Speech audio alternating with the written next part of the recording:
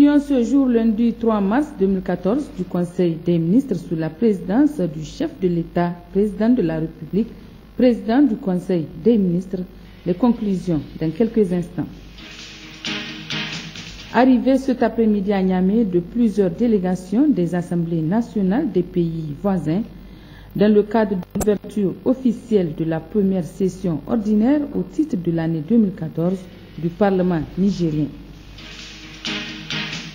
Fin le week-end dernier à Tillabéri de la mission de suivi des journées nationales de vaccination conduite par le ministre de la Santé publique par une réunion de synthèse regroupant les autorités administratives et cadres du secteur. Voilà pour les titres. Bonsoir à tous. Le Conseil des ministres s'est réuni ce jour lundi 3 mars 2014 dans la salle habituelle des délibérations sous la présidence de Issoufou Mahamadou, président de la République, président du Conseil des ministres. Après examen des points inscrits à l'ordre du jour, le Conseil a pris les décisions suivantes. Rabi Bakou. Au titre du ministère des Affaires étrangères, de la coopération, de l'intégration africaine et des Nigériens à l'extérieur et du ministère de l'Agriculture, le Conseil des ministres a examiné et adopté les projets de texte ci-après. Projet de loi ratifiant l'ordonnance numéro 2014-01 du 3 janvier 2014, modifiant et complétant l'ordonnance numéro 11839 du 28 décembre 1978 portant création de l'ONAHA. Projet de loi ratifiant l'ordonnance numéro 2014-02 du 30 janvier 2014 autorisant la ratification de l'accord de mise à disposition d'une ligne de crédit d'un montant de 34 540 000 $ US, soit l'équivalent de 16 623 624 800 francs CFA, signé le 12 septembre 2013 à New Delhi, Inde, entre la République du Niger et la Banque Export-Import Exim Bank de l'Inde relatif au financement du projet d'électrification de 30 villages nigériens par énergie solaire et d'installation d'une station solaire photovoltaïque de 5 MW au Niger. Projet de loi ratifiant l'ordonnance numéro 2014-03 du 30 janvier 2014 autorisant la ratification de la convention de prêt d'un montant de 50 milliards de francs CFA signée le 17 septembre 2013 à Brazzaville entre la République du Niger et la République du Congo. Projet de loi ratifiant l'ordonnance numéro 2014-04 du 30 janvier 2014 autorisant la ratification de l'accord de prêt numéro 2013-108/PRN 2013 des montants de 25 milliards de francs CFA signé le 18 décembre 2013 à Bamako entre la République du Niger et la Banque ouest-africaine de développement BOAD pour le financement partiel du projet d'aménagement et de bitumage de 110 km de voirie urbaine à Niamey. Projet de loi ratifiant l'ordonnance numéro 2014-05 du 30 janvier 2014 autorisant la ratification de l'accord de prêt des montants de 5 290 dinars islamiques, soit l'équivalent de 7 940 000 $ US, soit 3 831 885 400 francs CFA, signé le 13 novembre 2013 à Jeddah, Arabie Saoudite, entre la République du Niger et la Banque islamique du développement BID relatif au financement du projet de renforcement de la résilience afin de lutter contre l'insécurité alimentaire au Niger. Projet de loi ratifiant l'ordonnance numéro 2014-06 du 30 janvier 2014 autorisant la ratification de l'accord d'Istisna'a et de l'accord de mandat d'Istisna'a signé le 13 novembre 2013 à Jeddah entre le gouvernement de la République du Niger et la Banque islamique de développement relatif au projet de renforcement de la résilience afin de lutter contre l'insécurité alimentaire au Niger. Projet de loi ratifiant l'ordonnance numéro 2014-07 du 30 janvier 2014 autorisant la ratification de l'accord d'Istisna'a et de l'accord de mandat d'Istisna'a signé le 13 novembre 2013 à Jeddah entre le gouvernement de la République du Niger et la Banque islamique de développement relatif au projet de renforcement de la résilience afin de lutter contre l'insécurité alimentaire au Niger. Projet de loi ratifiant l'ordonnance numéro 2014-08 du 26 février 2014 autorisant la ratification de l'accord de coopération en matière de sécurité entre la République du Niger et la République d'Italie signé le 9 février 2010 à Niamey.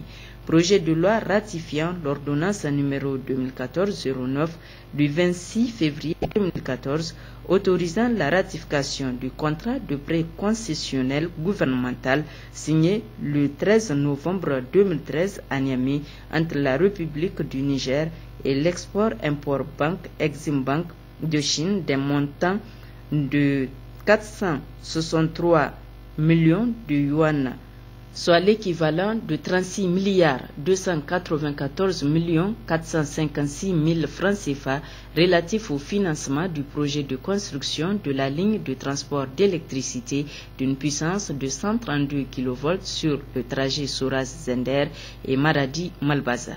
Les ordonnances numéro 2014-01 à 2014-09 ont été adoptées conformément à la loi numéro 2013-33 du 16 décembre 2013 autorisant le gouvernement à prendre des ordonnances pendant la période allant du 3 décembre 2013 au 28 février 2014 comprise dans l'intercession parlementaire.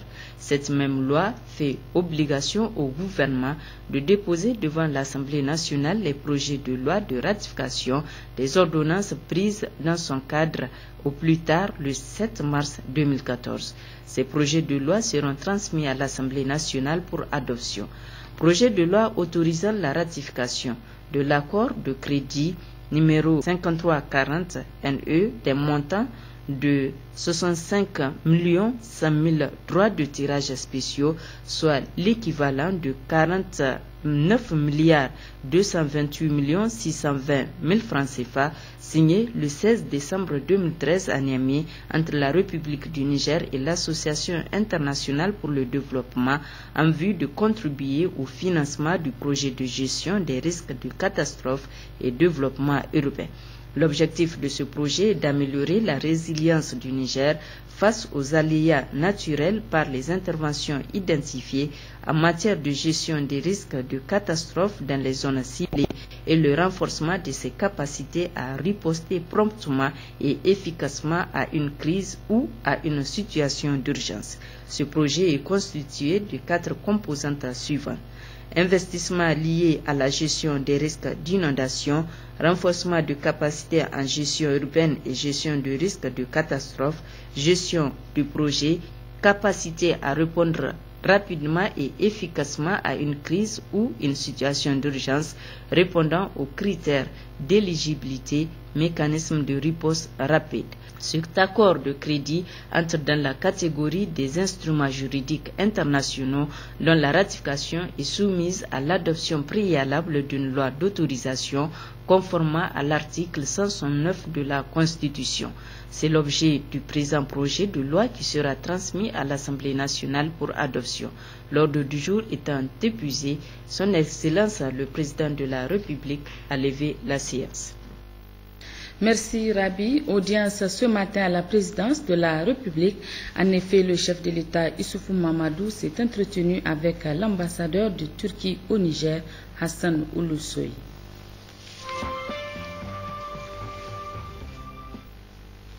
Arrivée cet après-midi d'une délégation malienne à Niamey, cette délégation conduite par le deuxième vice-président de l'Assemblée nationale malienne est venue prendre part à la cérémonie d'ouverture officielle de la première session ordinaire au titre de l'année 2014 du Parlement nigérien. Cette délégation, conduite par l'honorable Amadou Thiam, deuxième vice-président de l'Assemblée nationale du Mali, a été accueillie par le cinquième vice-président du Parlement nigérien, Jibo Altini, avant d'être saluée par les membres du bureau de l'Assemblée nationale. Notons que le deuxième vice-président du Parlement malien est accompagné dans ce déplacement des honorables députés Aïchatou Haïdara, Sissé et Mahamadou Keita. Arrivée aussi cet après-midi à Niamey d'une délégation de l'Assemblée nationale du Togo, conduite par le premier vice-président du Parlement togolais, l'honorable Classou Selom, dans le cadre toujours de l'ouverture solennelle de la première session ordinaire au titre de l'année 2014, ainsi le premier vice-président du Parlement togolais qui a été accueilli à sa descente d'avion par le premier vice-président de l'Assemblée nationale est accompagné dans ce déplacement de l'honorable Djera Bariga, député, l'honorable Yao Afetele Aboulou, député, honorable Kodjo Atakpame, député également. Dans le même cadre, une délégation de l'Assemblée nationale du Burkina Faso est attendue ce soir même pour prendre part à l'ouverture officielle solennelle de cette première session ordinaire au titre de l'année 2014 du Parlement nigérien, délégation qui sera conduite par le deuxième vice-président du Parlement burkinabé, l'honorable Gilbert Noël Ouedraogo. Le ministre de la Jeunesse et des Sports a entamé par Dosso une mission de travail à l'intérieur du pays. Abdelkarim Damalam a annoncé aux jeunes de Dosso les nouvelles réformes pour leur épanouissement. C'était au cours d'une rencontre ce matin. Compte rendu Ousmane Abdou et Mor Abdou. Au cours de cette rencontre avec les jeunes de la région de Dosso, le gouverneur Seydou Zataou Ali a dans son mot introductif parler de la population de notre pays estimée à 17 millions, essentiellement composée de jeunes à plus de 80%, dont plus de 70% ont moins de 25 ans.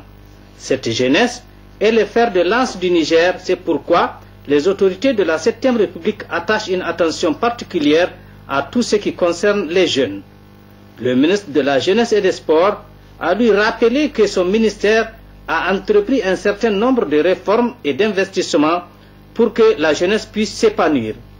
Le ministère de la Jeunesse et des Sports fait partie des 5 ministères en charge de l'éducation, d'où l'engagement de prendre 28 495 jeunes en charge avec l'imagination pour leur insertion dans la société. Ces 28 495 jeunes, il faudra bien pour les prendre en charge avoir de l'imagination pour leur insertion dans la société, pour qu'ils puissent avoir un métier à faire, soit un métier qui leur permet d'avoir des salaires, soit un métier qui leur permet, eux, d'être chefs d'entreprise et d'embaucher d'autres jeunes en leur donnant des salaires. C'est ainsi que vous avez vu, depuis un certain moment, nous avons entrepris la réflexion et la réalisation d'un certain nombre de centres de jeunesse.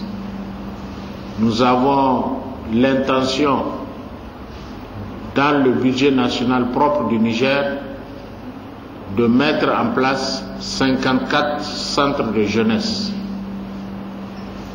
Ensuite, nous sommes en train de discuter avec les partenaires au développement, dont la France en tête de file, pour essayer d'élargir cette assiette de formation de centres de jeunesse pour arriver à 96 pour l'année 2014. Nous avons l'intention de faire ces centres de jeunesse sur les 266 communes, ce qui va faire une enveloppe globale d'environ 89 milliards de francs CFA. Le ministre Abdelkarim Damalam a demandé aux jeunes de Dosso de s'organiser en groupement.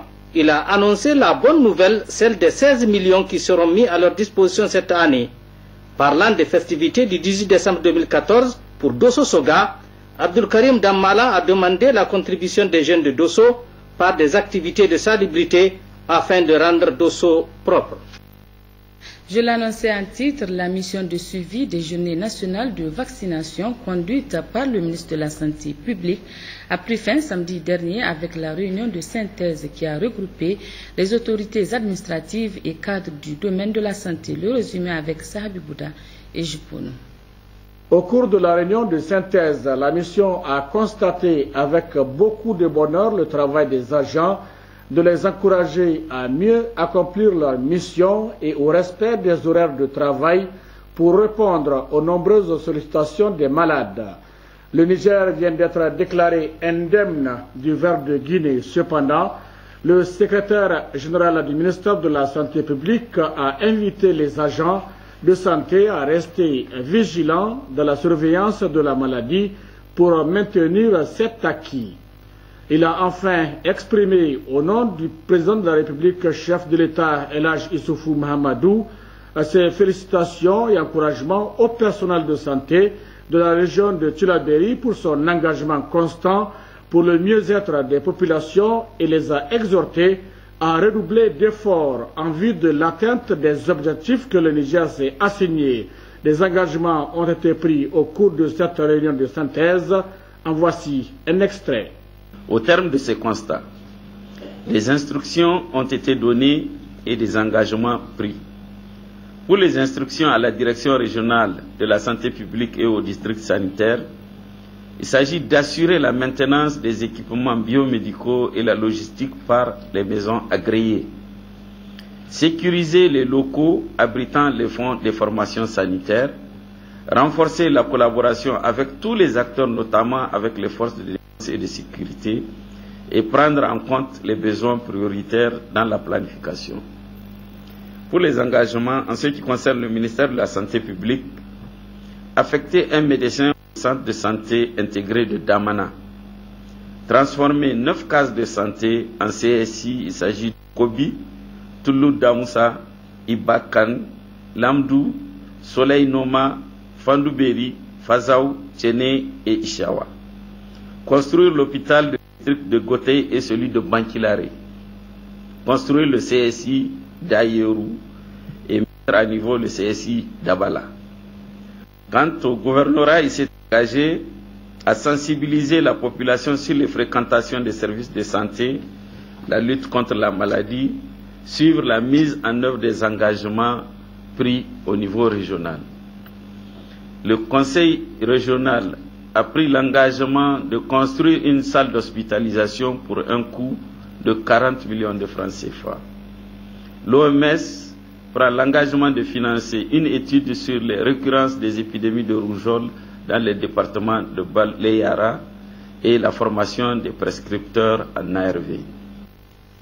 Le directeur de cabinet du ministère de l'Enseignement supérieur, de la Recherche et de l'Innovation a procédé ce matin à la Faculté des sciences de la santé à la décoration de Nicolas Groupex, élevé au grade de commandeur de l'Ordre des Palmes académiques au service de coopération et d'action culturelle de l'ambassade de France au Niger. Nous y reviendrons au cours de notre édition de demain. Le groupement d'Ikrawa dans le département d'Abalak a un nouveau chef. Il a été élu samedi dernier à l'issue d'un scrutin supervisé par le gouverneur de la région de Tawa, compte rendu Fatih Bamo et Yazirabi. Ils sont au total 17 chefs des tribus inscrits sur la liste. Le scrutin s'est déroulé dans la plus grande sérénité sous la présidence du gouverneur de la région de Tawa, Barmo Salfou, président du bureau de vote. Rapporteur M. Saleh Mokhtar, directeur régional de l'état civil et des réfugiés. Les représentants de la chefferie traditionnelle Alhaji Amadou Dey, chef du groupement Bel de Tawa. Du secrétaire général de la préfecture d'Abalak, du capitaine Aliyo Yahaya, commandant du groupement gendarmerie nationale Tawa, de M. Kimbo Ousseini, trésorier régional de Tawa, qui sont les membres des bureaux de vote et les délégués des deux candidats à liste pour briguer le poste de chef de groupement Bikrawa. Il s'agit de Harika Hoi Boulouché, 23 ans, fils du défunt chef, et de Bingel Boulouché, 62 ans, petit frère du défunt chef Hoi Boulouché. Sur les 17 inscrits, 12 ont voté, 5 sont décédés. Suffrage exprimé valable 12. Nombre de voix par candidat. Bingel Boulouché, 7. Harika Hoi Boulouché, 5. Par conséquent, Bingel Boulouché a été élu chef du groupement Ikrawa. Il prend aussi la place de son frère Hoi Boulouché, rappelé à Dieu l'année dernière. Après la proclamation des résultats, le gouverneur de la région de Tawa, Barmo Salfou, a tenu à féliciter l'heureux élu et lui a prodigué des sages conseils. quant à la mission qui l'attend et que désormais il est le représentant des autorités administratives et coutumières de la région de Tawa au sein du groupement Ikrawa. Barma Salifou a invité Harika Hodi Iboulouché, le second candidat malheureux, à prêter main forte à son parent pour que triomphent les idiots de la famille. Pour les représentants de la chefferie traditionnelle Alhaji Amadou Dey, à Niamey, le collectif Tous Unis en faveur de la nutrition s'imprègne de son rôle de société civile dans le renforcement des capacités de nutrition au Niger. C'est ainsi qu'il a organisé ce matin un atelier de formation de 3 jours sur le sujet, atelier financé par le mouvement Soun en faveur de la nutrition, le PAM et l'Union européenne. Compte rendu Jocelyne Amoussou et Mahamadou Adam. Ce sont les 27 organisations de la société civile que compte le collectif Tous Unis en faveur de la nutrition qui s'arment pour des efforts plus palpables en matière de nutrition. Le collectif s'agrandissant, il s'agit de mettre ses participants au goût du jour sur les questions de nutrition en suivant le mouvement Scaling Up Nutrition adopté par le Niger en 2011. Un mouvement qui appelle à des efforts plus gradués dans la lutte contre la malnutrition. C'est fort de cet engagement transmis chaque jour à d'autres structures de la société civile que nous avons organisé la présente formation à l'endroit des organisations membres pour, d'une part, renforcer les connaissances des organisations de la société civile membres du collectif Team sur le Scaling Up Nutrition et renforcer les capacités des organisations de la société civile sur les techniques de plaidoyer en matière de nutrition. Le Haut Commissariat à l'initiative 3N, lui, tire un coup de chapeau à cette initiative de la société civile qui vient renforcer les efforts de lutte contre la malnutrition. Cet atelier de formation des organisations de la société civile sur l'importance de la mise à échelle des interventions de nutrition est une activité d'un apport inestimable pour le Haut Commissariat à l'initiative 3N. Aussi, il doit être un cadre d'échange afin que les leçons que vous tirerez viennent enrichir les réflexions actuellement menées par l'État du Niger en collaboration avec vous, chers participants, de la société civile, les partenaires techniques et financiers, les organisations non gouvernementales pour une sécurité alimentaire et nutritionnelle durable.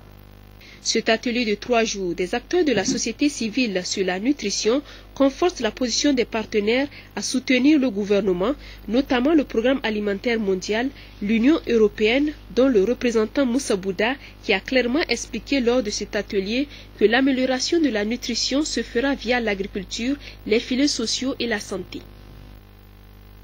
De travail ce matin à Niamey entre les cadres du ministère de l'Emploi, du Travail et de la Sécurité sociale avec la délégation du Conseil du travail et du dialogue social de l'UEMOA, des travaux qui entrent dans le cadre des rencontres régionales et sous-régionales sur la gestion du monde du travail. Khadijatou Zada et Hadiza Hamidi.